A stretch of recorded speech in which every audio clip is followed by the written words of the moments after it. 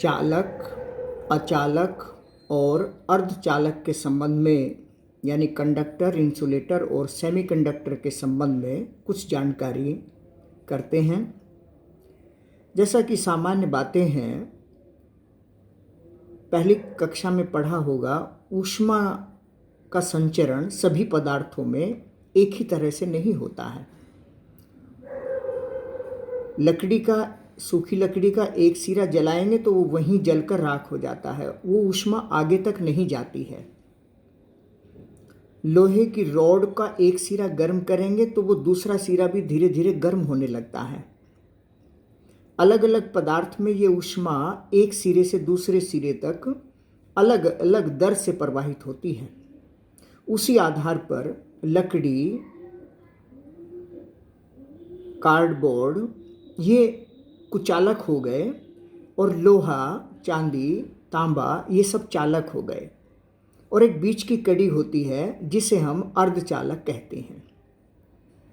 जैसे ऊष्मा में होते हैं चालक, अचालक और कुचालक उसे जिसे कहते हैं, तो ऐसे ही विद्युत के भी चालक, अचालक और अर्धचालक होते हैं।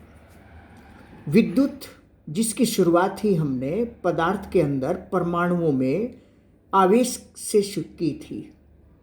इलेक्ट्रॉन ऋणावेशित कण हैं, प्रोटॉन धनावेशित कण हैं। इलेक्ट्रॉन की कमी और अधिकता की वजह से ही कोई भी पदार्थ विद्युत का धनात्मक या ऋणात्मक होता है। जैसे हमने पढ़ा है कि कोई भी परमाणु है, बाहरी कक्षा का इलेक्ट्रॉन जिस पर बहुत कम बल लगेगा, प्लस यहाँ होते हैं, यहाँ इलेक्ट्रॉन है माइनस हो गए, इनके बीच आकर्षण बल लगते हैं। जो नज़दीक वाले हैं वो दृढ़तापूर्वक बंधे रहते हैं और दूर वाले लगभग फ्री होते हैं। यानी बाहरी कक्षा के इलेक्ट्रॉनों पर बल बहुत कम लगा करता है। अगर किसी पदार्थ के परमाणुओं में बाहरी बहुत अधिक दूरी पर इलेक्ट्रॉन है तो वे इलेक्ट्रॉन आसानी से बाहर किए जा सकते हैं और इलेक्ट्रॉन आसानी से बाहर हो जाएंगे, या फिर किसी दूसरे परमाणु से इलेक्ट्रॉन आसानी से इसके बाहरी कक्षा में आ जाएंगे। इलेक्ट्रॉन बाहर जाएंगे तो ये परमाणु पॉजिटिव हो जाएगा, इलेक्ट्रॉन अंदर आएंगे तो ये परमाणु नेगेटिव हो जाएगा। यानी एक तरह से पूरा पदार्थ विद्युत का धनावेशित या ऋणावेशित हो जाता है। और इलेक्ट्रॉन के आदान प्रदान के कारण ही आवेश का संचरण होता है, एक तरह से कह लीजिए।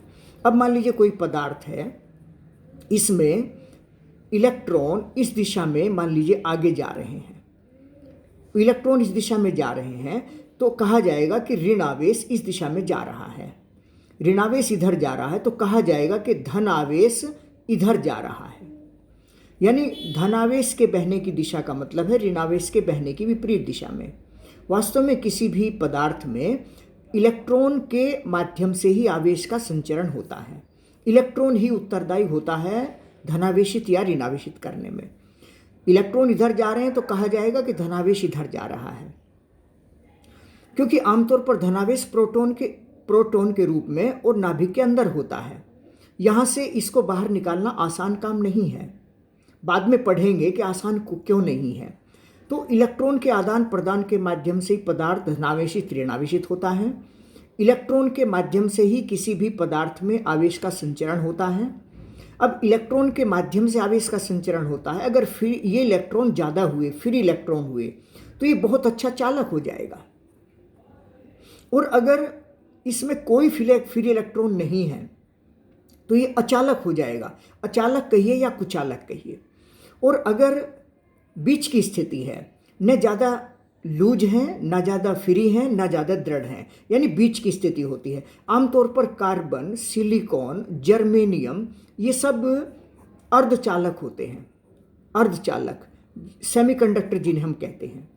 तो जैसे चांदी है, तांबा, सोना, एल्यूमिनियम ये सब चालक होते हैं। लकड़ी, अभ्रक, मोम, कांच ये सब कुचालक होते हैं। तो अचालक कहिए, कुचालक कहिए, ये सब लकड़ी, मोम आदि ये सब अचालक होते हैं, कुचालक होते हैं। तो ये बात बहुत बहुत महत्वपूर्ण है समझना कि विद्युत के संचरण के लिए इलेक्ट्रॉन उत्तरदायी होते हैं। इलेक्ट्रॉन ज़्यादा फ्री होंगे तो चालकता ज़्यादा हो जाएगी। इलेक्ट्रॉन नहीं होंगे तो अचालक हो जाएगा, और बीच की स्थिति में इसको हम अर्धचालक कहते हैं। देखा होगा, सुना होगा कि कार्बन, सिलिकॉन, जर्मेनियम, इनकी बाहरी कक्षा में 4 इलेक्ट्रॉन होते हैं जिनके लेने और देने की संभावनाएं समान होती हैं, इसलिए ये अर्धचालक की श्रेणी में आते हैं।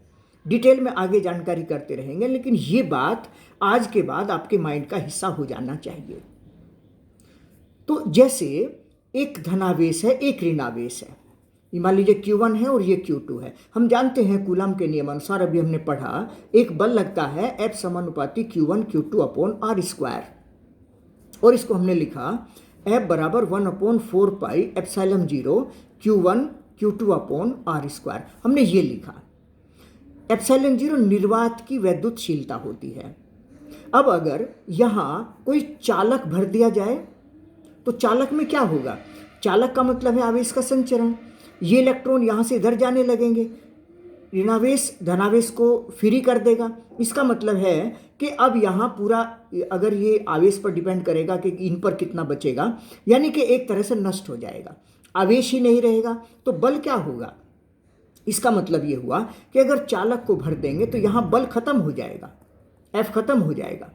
लेकिन अगर कुचालक को भरेंगे, जैसे मोम है, अगर इसको भरेंगे तो मोम भरने से क्या होता है, इसमें आवेश में बल बढ़ जाता है, कम हो जाता है।